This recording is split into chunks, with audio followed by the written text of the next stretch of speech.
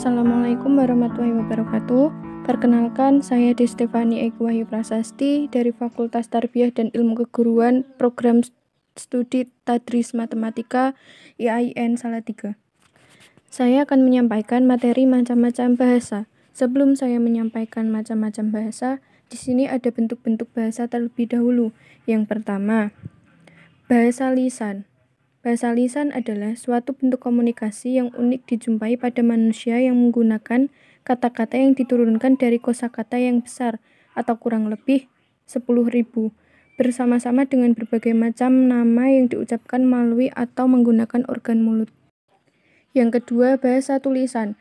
Bahasa tulisan adalah bentuk bahasa lisan yang menggunakan aksara sebagai sarananya. Lain dengan bahasa lisan yang memiliki unsur utama berupa bunyi, bahasa tulis unsur utamanya adalah huruf-huruf. Yang ketiga, bahasa isyarat.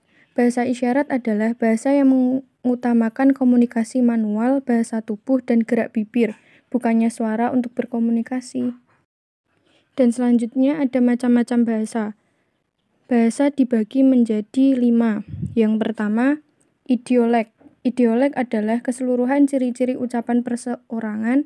Kita tahu bahwa setiap orang memiliki ciri-ciri ucapan yang berbeda. Hal itu terbukti bila kita menerima telepon dari seseorang, kita dapat mengetahui bahwa telepon itu berasal dari Amin, karena kita mengenal ciri-ciri ucapan Amin misalnya. Selanjutnya ada dialek. Dialek adalah kumpulan idiolek yang ditandai adanya kesamaan dalam tata bunyi, kosakata, ungkapan, dan sebagainya. Contohnya, pada umumnya ucapan sekelompok orang dari daerah tertentu akan menampakkan ucapan tertentu pula. Inilah yang disebut dialek. Yang selanjutnya ada bahasa daerah. Bahasa daerah adalah bahasa yang dipergunakan oleh suku bangsa tertentu. Bahasa daerah biasanya merupakan kumpulan dari beberapa dialek. Di negara kita ini terdapat macam-macam bahasa daerah. Contohnya, bahasa Jawa bagi suku Jawa, bahasa Sunda bagi suku Sunda, bahasa Batak bagi suku Batak, dan bahasa Melayu bagi suku Minang. Terus selanjutnya ada bahasa nasional. Bahasa nasional adalah bahasa yang dipergunakan oleh suatu bangsa dalam suatu negara. Bahasa nasional merupakan lambang dan identitas negara yang bersangkutan. Biasanya bahasa nasional dipakai sebagai alat untuk mempersatukan bangsa.